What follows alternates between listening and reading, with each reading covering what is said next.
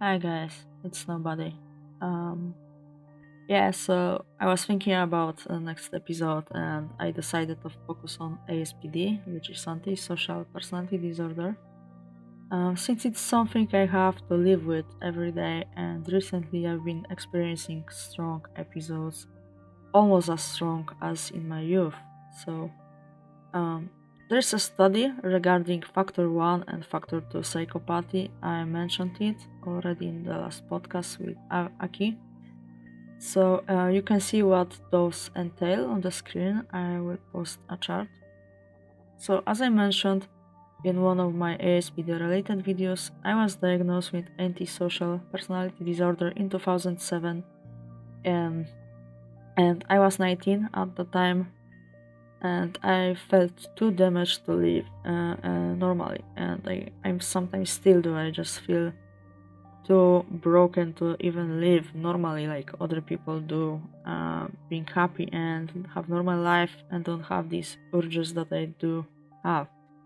So the only reason I'm alive is because I became a very strong person and because of those few good moments that I get in life sometimes. So I guess that's keeping me alive, honestly. And SPD, like many other disorders, often manifest different in men and women, but I will go back to this in a second. Women tend to be more emotional, passive aggressive in place of being aggressive. So it's slightly um, different in my case because I was always like a tomboy. I have naturally more testosterone than most women, and I am more aggressive and more violent. I tend to act out and I do act inward, but I also as much act outward. Just a disclaimer, I do not intend to do anything. I do not plan to hurt anyone. This is just educational educational video. Sorry, my English sucks. Educational video I wanted to do on ASPD because I'm a sufferer and I wanted to give more like details of how it is in my case.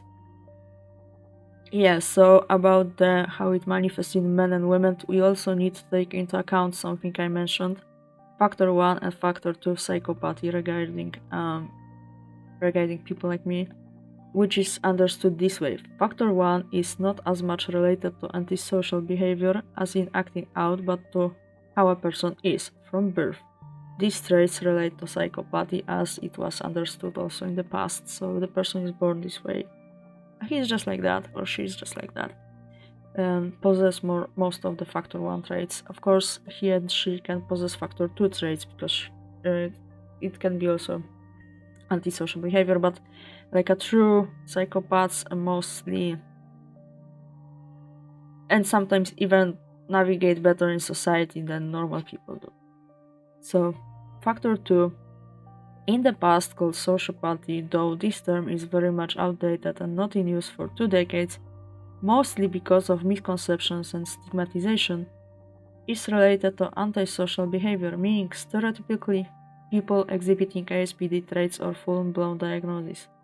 Many people have some of these traits and all people diagnosed with ASPD have them. It just depends which ones, more factor 1 or more factor 2, and in case of ASPD it's mostly factor 2. I exhibit from young age, like from adolescence, I exhibit those traits from young age, both from factor 1 and from factor 2, so I was like born with some factor 1 like traits, um but more from the latter, so factor 2. And this makes the ASPD diagnosis valid, and knowing this I unlocked a perspective which makes me able to have more insight and turn from low functioning chaotic mess into at least semi-high functioning individual who can somehow, and big emphasis on somehow, with tons of work and brain, who love navigating and functioning in society, to some extent at least. I learned that it's a sinusoid, as is life itself, so it fluctuates. I mean, the not having episode, like living close to normally, and having amplified antisocial traits, and I get episodes and I begin to spiral into chaos again. So it's a sinusoid. Sometimes I feel better, like almost normal. I even sometimes forget some things that I used to experience, but it's never like fully normal. It's always in the back of my mind, and I cannot do some things normally people can do, like empathies. I can I am more able to pretend and even have some fun around people and pretend I'm enjoying their company. I'm mostly enjoying my own company then. And I'm mostly enjoying the fact that I can feel good. I can pull off going out, maybe something like that, because I rarely go out nowadays. It's like ASPD is not asocial. ASPD doesn't mean somebody is asocial, because many people diagnosed with antisocial personality disorder can, with no problem, go around people, especially when they have business or they want something from them, which is in fact the same thing. But I recently have very much problem with being around people, and I don't think this is being asocial, because I don't get anxious around people. It's not like that. I'm not introverted too. I might be like a bit introverted because I just prefer being alone. People make me tired. But I don't have issues. I don't feel anxious, and I'm not shy. But what I have problem with is that I feel no connection to people. I just cannot feel them. They are like background to me, and it's tiresome sometimes because they want things from me. They want to, like, I don't know, hug me or have a good time with me and get me to drinks, and I just have to force myself to do that. I would say I just have to start like put on this mask that I wear almost constantly, and I have many of them. I have masked to work, I have masked to social gatherings, I have masked my family. But recently I didn't have to use it. Almost none of them, because I'm just alone most of the time. And I'm withdrawing. I'm very much withdrawing, and I think this makes me a bit schizoid, because I started feeling more and more of not wanting to be around people. And it kind of helps me because I am less angry, and when I am less angry, I tend to do less antisocial acting out. But there's a big but. Recently, it's getting worse in terms of depression. Yes, I am very, very much depressed, because ASPDs can, with no problem, be depressed too. It's not like we are robots with no emotion, and schizoid people are not robots without emotions either. It's something different.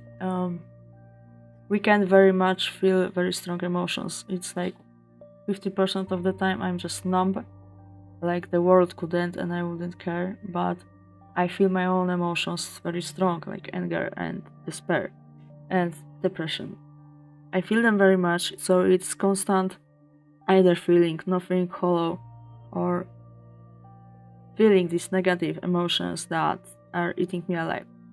Sometimes this anger can be cold, and I can be calculating, and it all kind of feels nice even to be in control. But when this anger becomes too much, it becomes a fuel for my antisocial behavior, and I want to do things. I really do want to do them, but I don't do them because I have very, very high levels of self-control. Although I don't know for how long, because I'm just a human, and every human has his or her own limits. But I'm trying. I'm really trying. But here it is. I am high functioning. I have 2 jobs, which was weird to even think about in the past, because I kind of changed jobs a lot. I didn't care for jobs. I was just thinking, okay, I will just get another one, or I will live with my mom and she will give me money. But now I became a person that exhibits also quite a number of Facton 1 traits. I have this charm. I can charm people, I can manipulate with no problem, um, and I don't feel bad about it. And I decided that I want to be on control because control is way more sexy than spiraling into oblivion like I used to, and being basically a bitch. So that's what keeping me afloat. But as I said, everyone has its own limits, and I used to have very strong antisocial behavior, and I really wouldn't want it to come back. So I'm trying to hold on. Uh, I started even going to therapy, but because I wanted to learn some like tricks to control my impulses, because I hate being impulsive. It messes up my life. Um, and about do something about my anger. And I even like the psychotherapist because she is actually very intelligent, and we sometimes spiral into talking about different stuff. And I even teach her some things that I know um, about life in internet, because I'm very much involved in internet, and I can navigate way better in internet than I can do in social situations in real life. Um, so it's just interesting talking with her, and I don't have many people who can talk like this about this kind of stuff and more stuff like cosmology in real life. So, but each time we mention my life, and despite the fact that you usually can even on internet talk about my life, my experiences from my childhood, with with no blink of an eye. When I'm there on the therapy and she mentions it, I go back home and I'm very, very angry, and it's hard for me to even calm down. So I got myself CBD oils. I I got myself hydroxyzine, and I even thought about getting Xanax or other benzos, but I'm trying to not, because one of the things in my progress as a person, as a character, is that I wanted to get rid of all the addictions. The only addiction I have left is internet, and I don't mind that because I love internet, and I don't have much more else in life than that now. I might have some things, but internet will be always there, I hope so. I mastered cognitive empathy, and I do have some levels of affective empathy, especially towards people I have strong bond with, and there's not many of them. Not many of the people I have connection to. So the empathy is very selective and impaired, and when it's get bad, I can't experience empathy at all. I lose it. Uh, I want to just break havoc, chaos. I want to see the world burn. Basically, I want to cut the world open and see what happens next. Basically, um, and one more thing, I coined term mirror empathy. It's when someone tells me story from his or her life, and usually I don't care about it, but I pretend I do. But I do start experiencing sensations. But it's not because of this person's experiences and how he feels about it, but because it reminds me of my own experiences that I had to endure. And oh boy, I sure did experience a lot. So, mirror empathy is my own term uh, that I coined. It's like empathy, empathy for myself, that someone reflects on me by his own experiences. Um, Going back to factor one, psychopathy, there is not much to say other than that people with those traits exhibit less anxiety due to being born this way, so they have less capability to even experiencing anxiety. So, like true psychopaths, they don't necessarily experience fear, uh, and they not necessarily experience traumas in childhood. They just have differently wired brain from start. However, in case of people who develop many factor 2 traits, thus in many cases diagnosis of conduct disorder in youth or later antisocial personality disorder, there's a question if this person can be helped or not, and to what extent. I can say for now that I'm high functioning, and it depends a lot on insight and intelligence, but I also would say it depends on the circumstances. Could I spiral down again into chaos, go back to how I was in the beginning when I was a teenager? I guess.